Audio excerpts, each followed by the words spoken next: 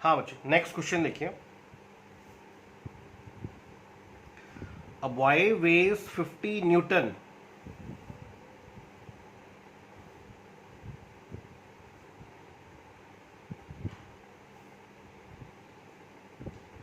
A boy weighs 50 Newton, hangs near the one end of a string, hangs near the one end of a pillar. एक boy जिसका weight 50 newton है, एक boy जिसका weight 50 newton है, it hangs near the one end of a pillar with the help of a string. इस तरह से boy hanged है। वो कहता है this angle is given as 60 degree and this angle is given as 30 degree. ये angle आपको given है 60 डिग्री, ये एंगल आपको गिवन है 30 डिग्री। वो कहता है calculate the tensions T1 as well as T2। Calculate the tensions in the two parts of the string.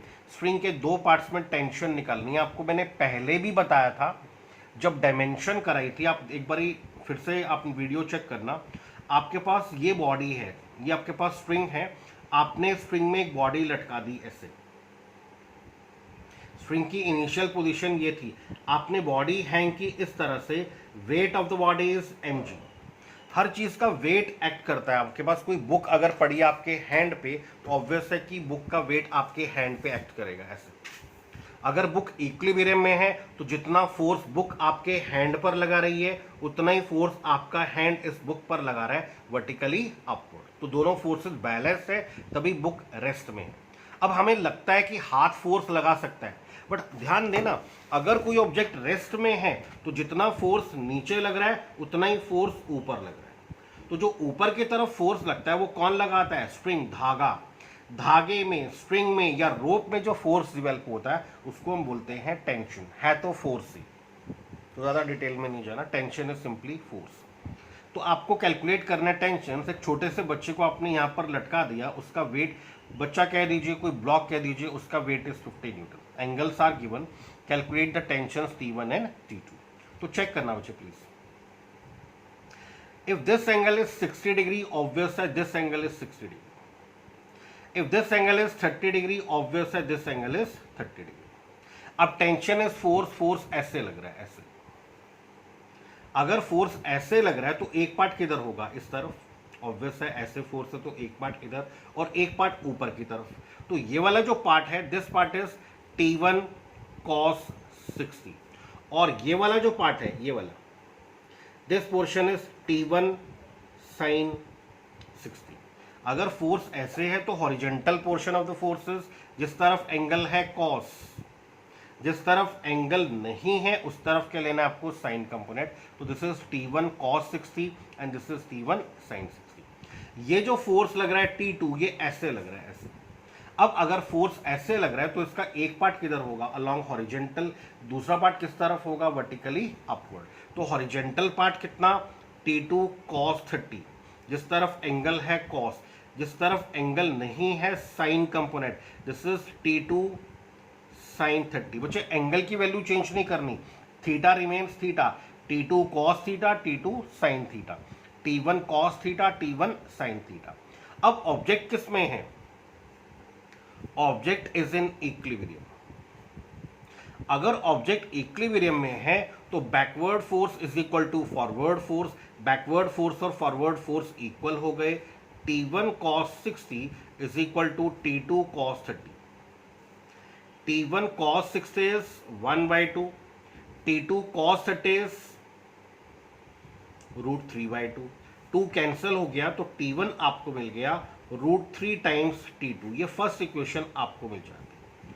Object अगर रेस्ट में है तो upward force is equal to downward force. Rest में मतलब बैकवर्ड फोर्स और फॉरवर्ड फोर्स इक्वल, फॉरवर्ड और backward equal, और upward force is equal to downward. Upward force कौन कौन से हैं? T1 sin 60 plus T2 sin 30। Upward force is equal to downward force 50। This is T1 sin 60 is √3/2, T2 sin 30 is 1/2 and this is 50। T1 कितना आपके पास? √3 times T2, यहां put कर दीजिए। T1 is √3 times T2।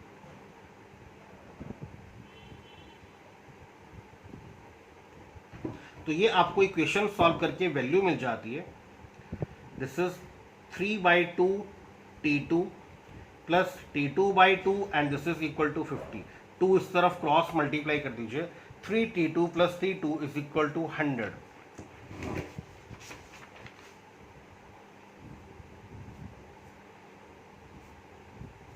तो 4 times T2 is equal to 100। T2 की value आपको मिल गई 25 Newton and T1 कितना था, T1 is √3 times T2, √3 times T2।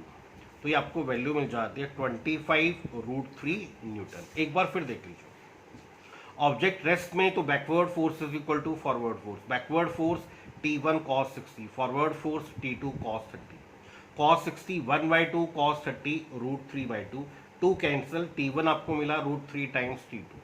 Object rest में है तो upward force is equal to downward force, upward force T1 sin 60 plus T2 sin 30 and downward force is 50।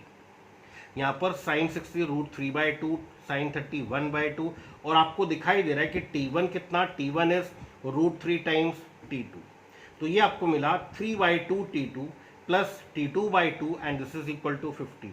LCM 2 मिलके इस तरफ चला जाएगा, 3T2 plus T2 is equal to 100। तो यहाँ से आपको T2 की वैल्यू मिल गई, the value of T2 is 25 Newton. T2 मिला, यहाँ पुट कर दीजिए, तो T1 आपको मिल गया 25 √3 न्यूटन। तो ये आपको टेंशन आपको मिल जाती है T1 as well as T2। तो बच्चे इसे कंप्लीट करना।